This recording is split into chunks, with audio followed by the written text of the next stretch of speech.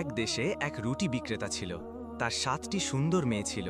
তাদের মা ছোটবেলায় মারা যান, তাই এই গরিব মেয়েগুলো মা ছাড়া একা হয়ে পড়ে। রুটি বিক্রেতা যখন বাইরে যেত, তখন তার 7টি মেয়ে পালা করে দুপুরের খাবার রান্না করত। তাদের প্রতিবেশী এক বিধবা মহিলা ছিল। তার স্বামী মারা গিয়েছিল এবং তার একটিই মেয়ে ছিল। প্রতিদিন যখন 7টি মেয়ে খাবার তৈরি করত, তখন সেই বিধবা প্রতিবেশী ও তার মেয়ে তাদের কাছে যেত এবং আগুন চাইত। রুটি বিক্রেতার ছোট মেয়েটি তার বোনেদেরকে বলল, ওই মহিলাকে তাড়িয়ে দাও। কেন সে নিজের ঘরে আগুন রাখে না? সে আমাদের আগুন নিয়ে কি করবে? যদি আমরা তাকে আমাদের এখানে ঢুকতে দিই, তাহলে সে আবার আসবে। তার বোনেরা বলল, তুমি কেন সবসময় ওই গরিব মহিলাটির সাথে ঝগড়া করো? তাকে একটু আগুন নিতে দাও। সেই বিধবা মহিলাটি চুলার কাছে যেত এবং কিছু কাঠ নিত। যখন কেউ তাকে দেখত না, তখন সে দ্রুত এক মুঠো মাটি রুটি বিক্রেতার খাবারের হাঁড়িতে ফেলে দিত। তাদের মায়ের মৃত্যুর পর থেকে তারা নিজের হাতেই খাবার রান্না করত।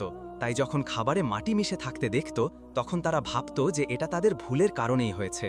তারা সন্দেহ করত না যে কেউ ইচ্ছা করে মাটি দিয়েছে। তাই দিনের পর দিন খাবার নষ্ট হলেও তারা কাউকে দোষারোপ করত না। একদিন রুটি বিক্রেতা পাশের ঘরে গিয়ে তাদের ওপর নজর রাখল। সে দেখল তার 7টি মেয়ে খুব যত্ন করে খাবার তৈরি করে চুলার পাশে রাখছে। তারপর সে দেখল তার প্রতিবেশী বিধবা মহিলাটি দরজার কাছে এসে কিছু কাঠ চাইছে তার খাবার রান্নার জন্য। ছোট মেয়েটি রাগ করে তাকে তাড়িয়ে দিয়ে বলল, কেন আপনি নিজের কাছে জ্বালানি রাখেন না? কেন প্রতিদিন এখানে এসে আমাদের কাঠ নেন? সে তার বোনেদের বলল, এই মহিলাকে আর কাঠ দিও না, তাকে তার নিজের জন্য কাঠ কিনতে বলো। বড় বোনটি বলল, গরিব মহিলাটিকে কাঠ ও আগুন নিতে দাও, এতে আমাদের কোনো ক্ষতি হবে না।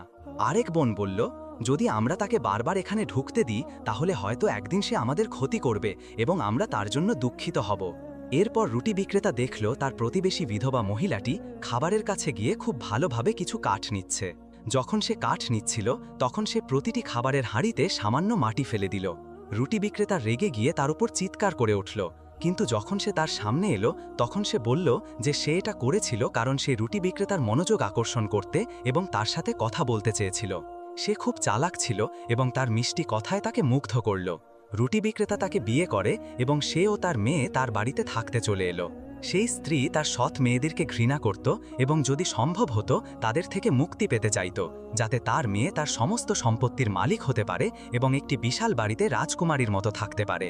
তাদের প্রতি তাদের দয়ার প্রতিদান দেওয়ার পরিবর্তে সে তাদের জীবনকে দুঃখ ও কষ্টে ভরিয়ে তুলল।